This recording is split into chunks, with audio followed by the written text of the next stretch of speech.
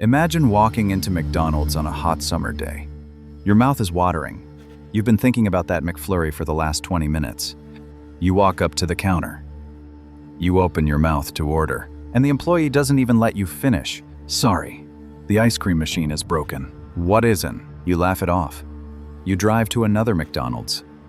Same answer, broken. Now here's what's going to keep you up tonight. What if I told you those machines aren't actually broken? What if I told you there's a secret multi-million-dollar deal happening behind those counters?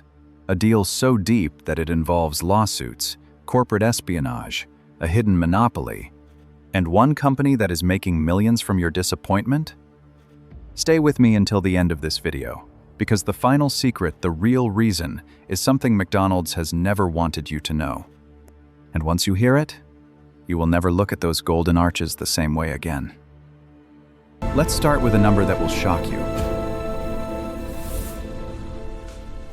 According to a website called McBroken, yes, someone actually built a website to track this at any given moment. Roughly 15 to 30% of all McDonald's ice cream machines in America are down. Think about that. McDonald's is the biggest fast food chain on the planet. They serve 69 million customers every single day. They operate in 100 countries. They have systems for everything. Their burger grills work perfectly. Their fryers? Never a problem. Their coffee machines? Running 24/7. But the ice cream machine? Broken. Again, and again, and again. Now, does that make sense to you? A company worth over $200 billion can't figure out how to keep one machine working. Burger King doesn't have this problem. Wendy's doesn't have this problem. Chick-fil-A doesn't have this problem. So why McDonald's? Here's where the rabbit hole begins. And trust me, it goes much deeper than you think. Let me introduce you to a company you've probably never heard of. Taylor Commercial Food Service. Taylor makes the ice cream machines that McDonald's uses. Not some of them, not most of them. Virtually all of them. Every single McDonald's franchise in the United States is essentially required to buy their ice cream machines from Taylor. It's not officially mandatory, but the approved equipment list makes it nearly impossible to choose anyone else. Now, here's where it gets interesting. These Taylor machines, specifically the C602 model, are notorious for one thing. They require a nightly 4-hour automated heat cleaning cycle. 4 hours, every single night. During that cycle, the machine heats the ice cream mix to kill bacteria. Sounds reasonable, right? But here's the problem. If anything goes wrong during those 4 hours, a tiny temperature fluctuation, a sensor glitch, even a small anomaly, the machine locks itself down. And when it locks down, it doesn't tell you why. It just shows a cryptic error code on the screen. The McDonald's employee stares at it. They don't know what it means. The manager doesn't know what it means. Nobody knows what it means, except one group of people. When a Taylor machine breaks down, or more accurately, when it locks itself down, the McDonald's franchise owner has very few options. Option 1. Try to fix it yourself. Good luck. The machine's internal diagnostic software is locked behind a secret menu. I'm not making this up. There is literally a secret button combination, like a video game cheat code that opens advanced settings. But McDonald's franchise owners were never told about it. Option 2. The one Taylor wants you to pick. Call a Taylor-authorized technician. These technicians charge hundreds of dollars per visit. Sometimes the fix takes 5 minutes.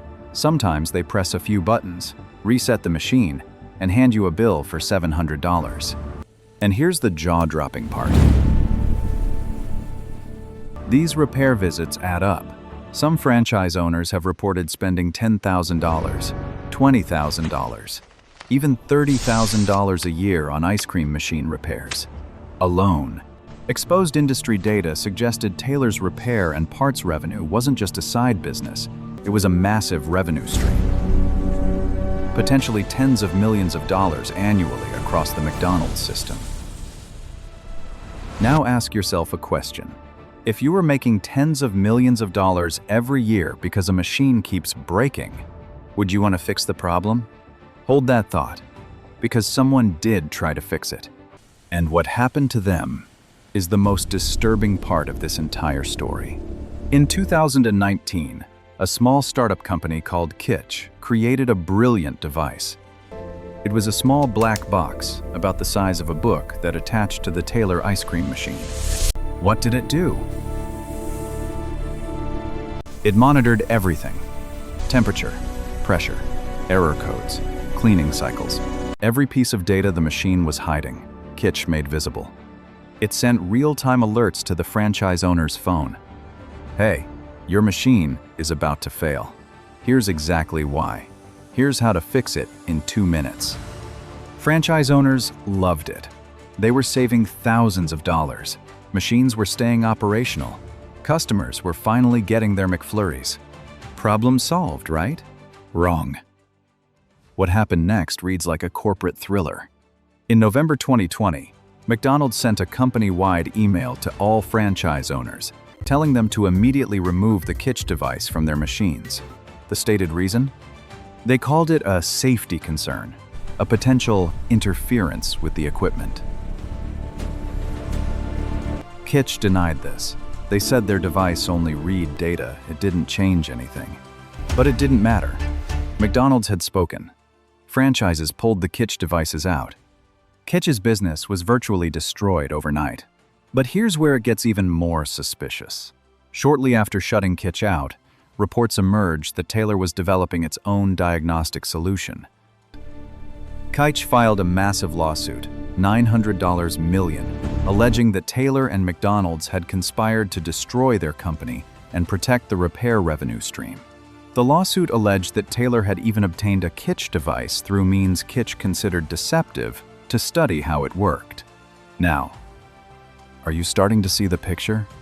But we haven't gotten to the real secret yet. The one that connects all of this together.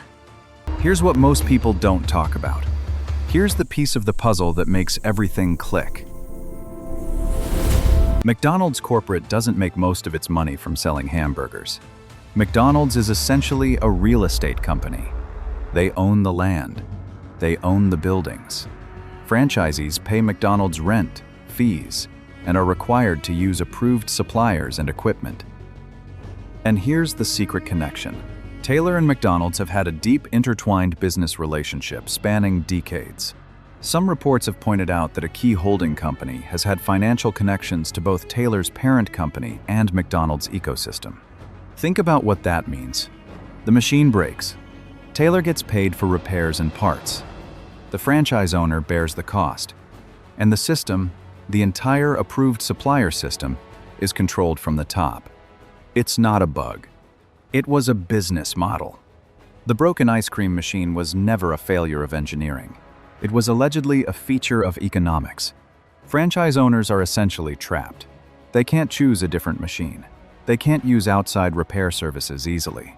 They can't use third-party solutions like Kitch. They're locked into a cycle where the machine breaks. They pay, it breaks again, they pay again. And the companies at the top keep generating revenue from every single breakdown. This is why Burger King's machines work. This is why Wendy's machines work. They don't have this relationship. They don't have this system. You were never the customer in this story. You were just the person who was told, "Sorry, the machine is broken." So the next time you pull up to that McDonald's drive-thru and they tell you the ice cream machine is broken, just smile, because now you know something that most people don't. That machine might not be broken at all. It might be working exactly as someone designed the system to work. The question is, now that you know the secret, will you ever look at those golden arches the same way? If this video opened your eyes, smash that like button. Subscribe if you're new, because I expose stories like this every single week. Stories that billion-dollar companies don't want you to hear. I'll see you in the next one.